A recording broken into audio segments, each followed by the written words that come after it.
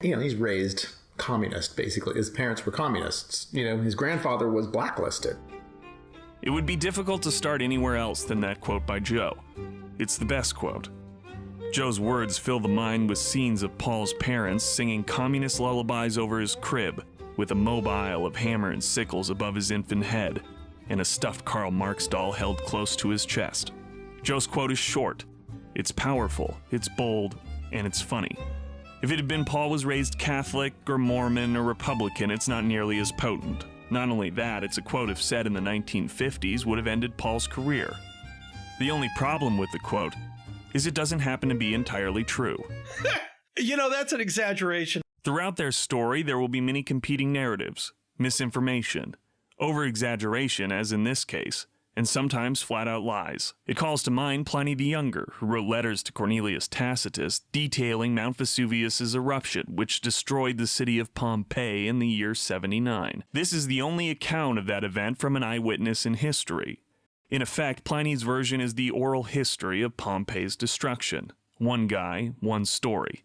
As far as we know, he was the first to tell the story. He was the last to tell the story. But had there been another eyewitness whose letters had survived to the modern age, rest assured that they would say Pliny the Younger was full of crap. So enjoy these stories that these people remember to be true. But beware of the great quote, because no matter how flashy, it does not tell the whole story. But the danger is it can be the only thing that people remember, especially if it has the great fortune of being said first.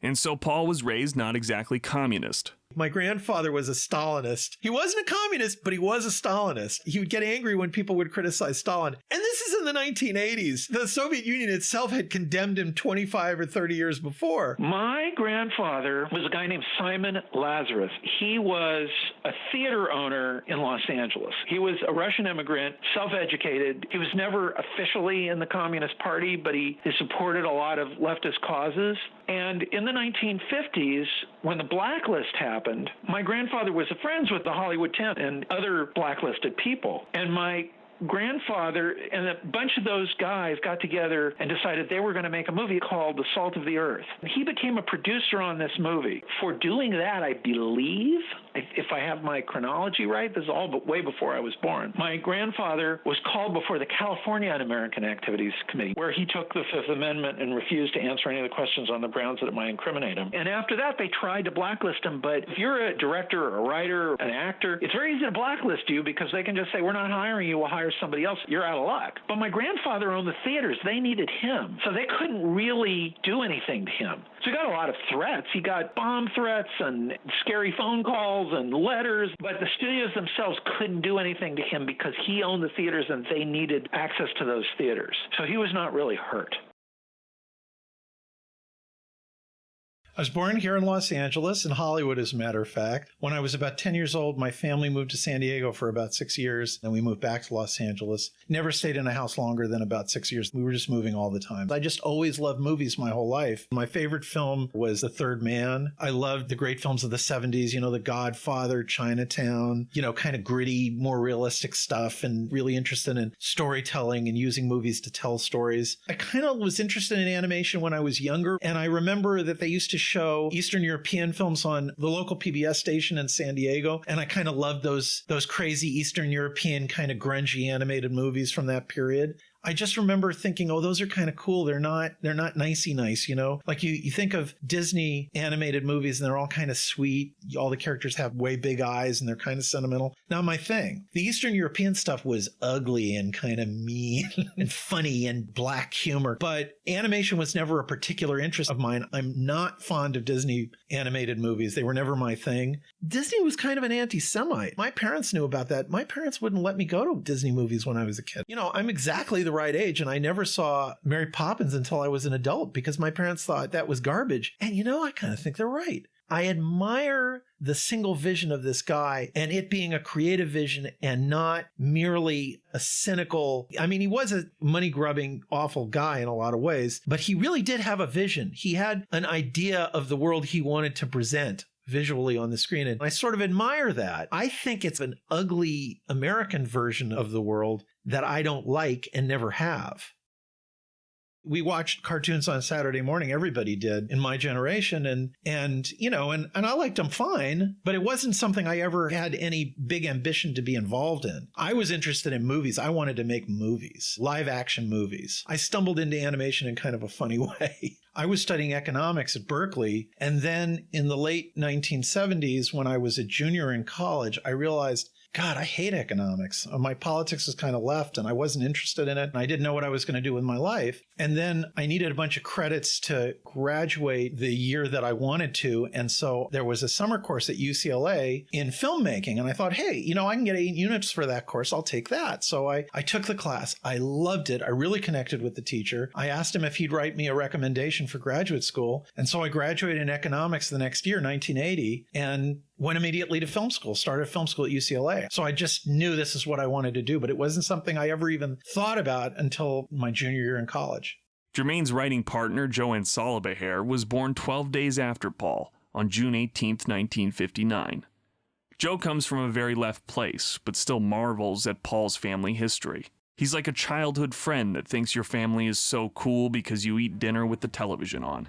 My dad wasn't really a communist. He wasn't like Paul. Paul was really raised in the middle of it. Like his grandfather was blacklisted and stuff. Paul's named Paul because of Paul Robeson, and that was a family friend. So it was like he was really communist. I mean, his grandfather was a communist, out and out communist.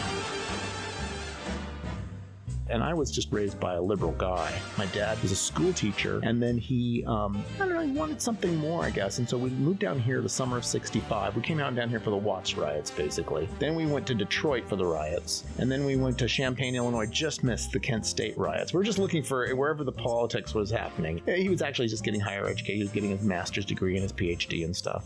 Joe's family history is not rich with Hollywood tales, spies, or the FBI. So there's only a couple things to remember about Joe's childhood. I have a bad thing in my family of quitting jobs. I'm the guy. My dad was a kind of a bit of a job quitter, and I'm a bit of a job quitter too. Where I'll just say, enough. Either you do it this way, or I'm going to quit. And then eventually people won't do it your way, and then he's like, well, I'm quitting then. Paul and I both have the same thing. We're very loud. We're both the oldest of all boys. There were 5 boys in my family and 4 boys in his family, and yelling and screaming and hitting is kind of how you say stuff to each other. I always wrote. I think I always had it in my head that I was going to be doing something with movies. So when I was in high school, I remember saying I wanted to write a screenplay, which I didn't even know what one was. This is like the 70s, and it wasn't like the days when everybody was writing a screenplay. But I just said, how do you do that? And my teacher said, well, I'll get you a screenplay. And she got me a screenplay. I had no idea what I was doing, and I tried to write a screenplay, and it was really bad. So I was always going to be like a high school teacher or something. I always loved history, which I think is just when you're in school and you like stories, that's a place to go. So I was going to the University of Nevada to be a history teacher, but I never could get film out of my mind. I just loved films. Like their television shows, their personal stories take on a cinematic quality, especially the events that altered the course of their lives. There are 2 events that shaped Joe. The first positions him as a Benjamin Braddock character, drifting in the wind. There was this film class that I took over and over, a guy named Howard Rosenberg. He always taught this film class, and I took every film class over and over, Hitchcock, horror films, whatever. And I kept taking the class over and over, and he finally said, you can't take the class anymore. I was like, yeah, but there are always new movies. I want to watch movies. It's like, you can't. But I would still go to the class, and I had a lot of friends in the class. And so this one night, my friends were in the class, but they were taking a final. So I went outside, and I was sitting on the steps, and this woman walked up the steps, and she probably about 40, but I thought this was an older woman, but she was really beautiful, blonde woman. And she went in, and she looked in the class, and she came out, and she was pacing around like she was waiting for somebody from the class. And I said, oh, they're taking a final. It'll be a while. And she goes, oh. And she was kind of pacing around, and she said, so what are you doing here? And I said, well, I'm just waiting for my friend. She said, but what are you doing here? And I said, well, I'm a history major, but I want to be a filmmaker. And it was the first time I'd ever said it. I'd never spoken it out loud. I don't know why I said it to this woman. I don't know who she was. And she said, well, what are you doing here then? You should be at USC or UCLA. And I thought, I shouldn't I? People like say things like that, and all of a sudden that changes your life. And then there are the other events that are abrupt and life-changing in a way that is unspeakable, that films can never quite capture. And then some other things happened. I had a brother who died around that time in a car accident who I really loved. And I think all these things sort of conspired to make me think that I didn't want to waste my life, that every day is precious and I wanted to do what I want to do. So anyway. And so now Paul and Joe were both at UCLA. The UCLA film program had the newly acquired distinction of being the alma mater of Francis Ford Coppola. The director had quickly come to fame in the 1970s by directing The Godfather, Godfather Part 2, and Apocalypse Now, while having directed Tonight for Sure in 1962, a softcore pornographic film. Coppola was now part of a cinematic revolution called the New Hollywood, along with directors like Martin Scorsese, Peter Bogdanovich, Hal Ashby, and Robert Altman. Their films were grittier, darker, and artist-driven. Directors were given far greater autonomy than they were accustomed to. In the late 1960s, the once tried-and-true formula of epics with epic stars had seen catastrophic financial failures. At 20th Century Fox, Cleopatra almost bankrupted the studio. As smaller films became giant successes, the studios increased their independent productions, hoping for another low-budget cultural phenomenon like Easy Rider. The film was directed by drug-crazed Dennis Hopper. The drug use on camera was real, the drug use off camera was real, and it was a major hit. On his next film, The Last Movie, part of his directorial preparation was to plot out which drug to take during which scene. The result was a disaster. Like Hopper's directorial success, 70s filmmaking was as iconic as it was ephemeral. The studios soon realized that the only thing more important than artistic prestige was money. This epiphany came in the form of the box office juggernaut Jaws, directed by New Hollywood filmmaker Steven Spielberg. Then came Star Wars and Star Wars toys, and the studios returned to bigger blockbusters. But now they were marketed at high school crowds and children rather than adults, a process that would be further expanded upon by Disney's Marvel Universe, when several franchises would effectively intertwine.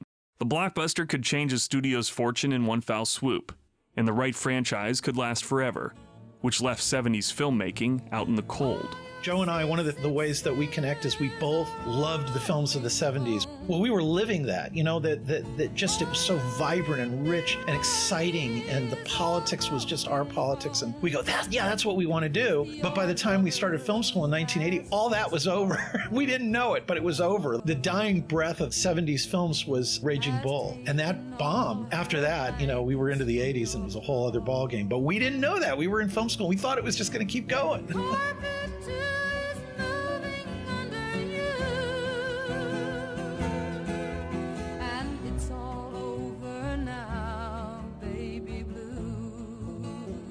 Unaware of the seismic shift in the industry, Paul and Joe were about to meet.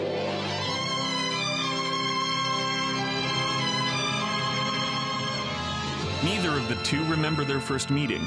Based on their current relationship, you'd expect Dreamweaver to have been playing in the background. We had a lot of mutual friends, but we hadn't had a lot of classes together. He was kind of in the writing program and I was in the production program, and we didn't really know each other. And then both of us ended up working at audiovisual services at UCLA, which are the guys that came in with the projectors and the stuff. We became friends there, but we weren't really that close. We considered ourselves friends, but not important friends, He was just a guy I knew from film school. I liked him, he was a friend, but we weren't that close. Strangely enough, they were both better friends with a guy by the name of Steve Vixton. And Steve Vixton deserves special attention. There's a story that best describes him, and also gives you an idea of the work that Paul and Joe appreciated. But it happens in the future, when Steve was writing on a Nickelodeon television show by the name of Hey Arnold. And it has to do with Christmas. And Vietnam. I'll tell you that story. So that's Steve. That's kind of like a good description of who Steve is, but it's also kind of an interesting way of like how weird things happen. So the thing with Steve was, and I loved Steve. I really loved this guy, but he was a strange guy. He was an odd duck. And the most important thing was the art, the writing, and getting what his worldview was across, right? And so there was going to be a Christmas episode coming up, and Steve was stumped. I was listening to him and he was telling me that he wanted to do this Secret Santa thing, and he wanted to do somebody in the apartment building that Arnold was going to give a gift, but he wasn't sure what the gift was and how would that be in a whole half hour. He wasn't sure what to do. And I don't know why I had the thought, but he had been pitching also for years this story about Mr. Win, who was the Vietnamese guy in the apartment building, finding out that his daughter, who he had left on the top of the building in Vietnam, as the helicopters were going off, that he somehow reconnects with his daughter and Arnold helps him reconnect. And it kept getting rejected, this story, but Steve kept saying he wanted to do it. This is classic Steve. So I said, why don't you take that story and make that the Christmas story? We'd worked together so long. We kind of knew what the other guy was thinking all the time. And I just saw him smile. And he said to me, do you think they would let me do that? And I said, I don't know. But if you did, that would be the first Christmas show that I've ever seen where you cut to Vietnam. And for sure, the first animated Christmas show I've ever seen where you cut to Vietnam. So what happened is he went off and he wrote this script. Somehow he got this thing through. I don't know how he did it. And they kept approving it with notes, and he kept changing it, adjusting it. And finally, he got a really good version of the way he liked it, all the way through animatic, which, if you know what an animatic is, it's like a filmed storyboard with sound. And then the executives saw it. And then they all went, what the hell is this? We didn't approve this. And Steve said, oh, yes, you did. No, we didn't.